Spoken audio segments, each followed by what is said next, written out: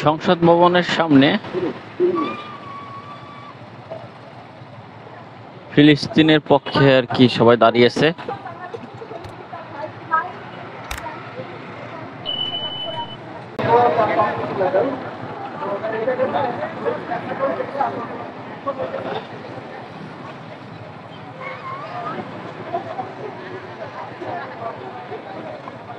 বিভিন্ন প্লেকার্ড হাতে আছে সবার।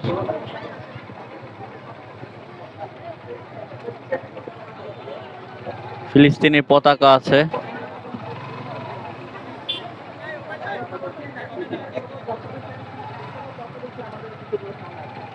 আয়োজন করছেন তাদেরকে সবাইকে ধন্যবাদ। এই ধরনের আয়োজনকে আমাদের যে ইস্যুগুলো সামনে নিয়ে আসবে এবং আমাদের যে ক্লাইমেট জাস্টিস অ্যাকশন যে কথাই বলি না কেন, সেটা গ্লোবাল ফুটপ্রিন্টটা বড় বেশি করে ক্রিয়েট করতে, সেজন্য এটা খুবই দরকার। ধন্যবাদ আয়োজকদের।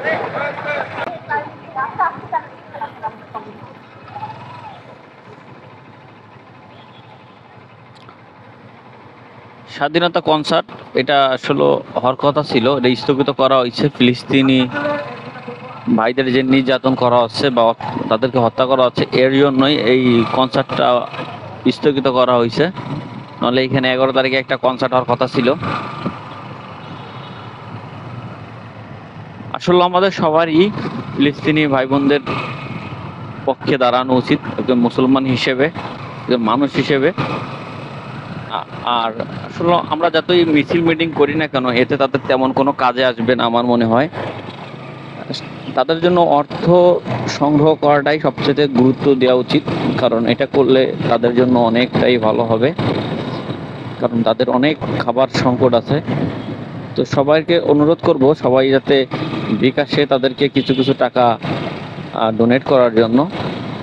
এটা করলে হবে কি, তাদেরকে যে কিছুটা হলেও খাবারের যোগান আসবে অর্থ দিয়ে। তো আপনারা সবাই মানবিক কাজের জন্য অবশ্যই এগিয়ে আসবেন, এতে সবার জন্যই ভালো হবে।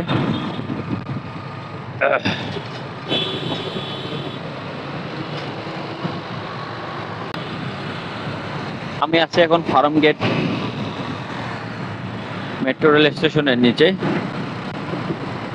আজ শুক্রবার, আজও ফিলিস্তিনি ভাইদের পক্ষে মিছিল আছে, দোয়া মোনাজাত করা হবে। এবং 12 তারিখে শনিবারে আর কি অনেক বড় আকারে একটা সমাবেশ করার আছে। এটা হচ্ছে যে আপনার শাহবাগ থেকে শুরু হবে মানিকনগর এভিনিউ পর্যন্ত। এখানে বাংলাদেশের অনেক বড় বড় আলেমরা আসবে, মিজানুর রহমান আজহারি, আরো বড় বড় অনেক যারা আছেন তারা আসবেন, এবং অনেক অনেক ভালো ভালো মানুষজনই আসবেন যারা এই পক্ষে প্রতিবাদ জানানোর জন্য।